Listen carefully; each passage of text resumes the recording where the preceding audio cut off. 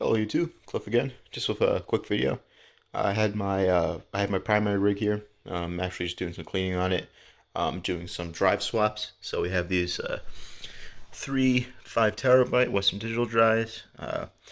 Also edited some of these cords for my controller card because I need this one to have a little bit more length. So I moved the heat shrink wrap down. I got my notes here about which drives are going to be replacing which. I have a couple of older.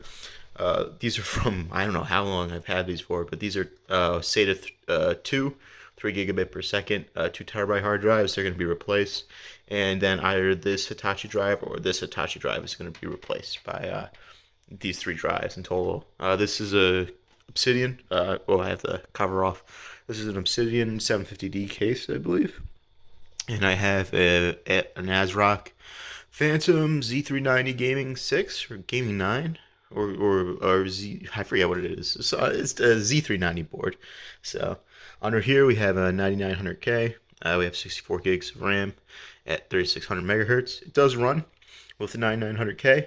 A little unstable. I can't edit my videos on this machine unless I turn off XMP. If I have XMP enabled, everything works. It's just like as soon as I try rendering, when it starts hitting the CPU, the memory card, it will crash the system. Main showcase is the RTX 3090 I have. This is an EVGA 3090 for the Win 3 card. It's 3 8-pin power connectors. Luckily, I did not play the New World beta with this, so it is still working just fine. I have a little stand here that keeps it from sagging too much, and it looks like it's been working so far. I just dusted the whole system, so everything's all cleaned up nice.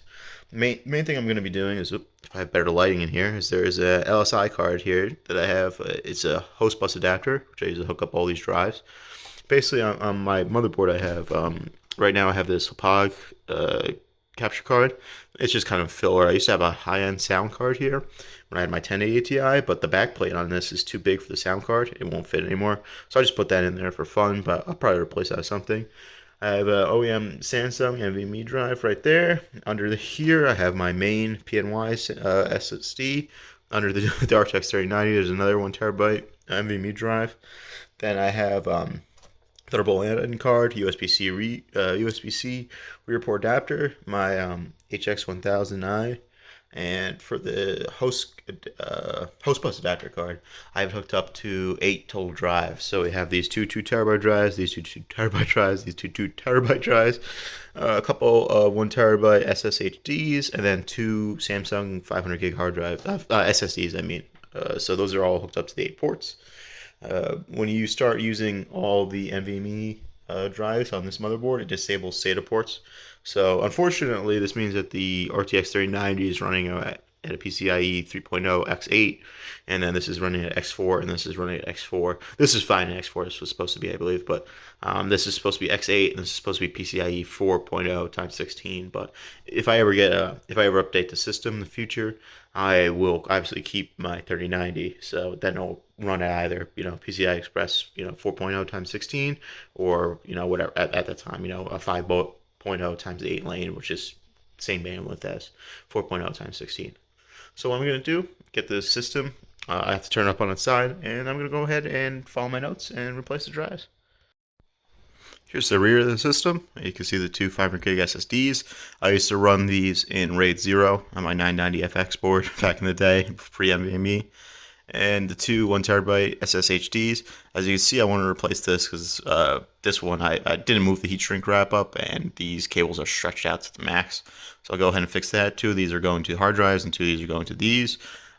These SSDs are controlled by the Intel controller, and I'm going to go ahead. I have to pop out basically all these, unfortunately, and then remove the drives I need to and upgrade them.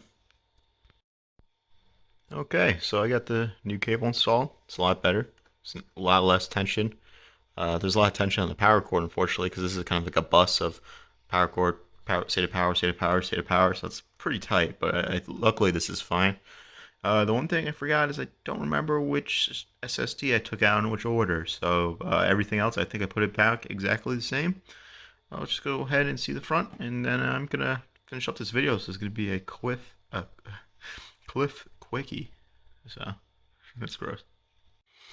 Here we are in front of the system, and we have our 3 drives installed. I didn't end up replacing the second cord on my, I should turn the flashlight on, but I didn't end up replacing the second cord because I realized the one I installed is a SAS SATA combo one for these drives. So in case I ever use SAS drives in the future, I might as well leave that there.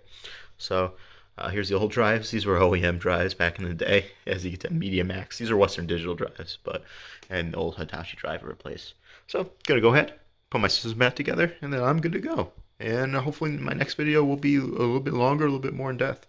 But just want to give you a quick overview of my system. I could go more into depth in the future if people want. So until next time, see you then.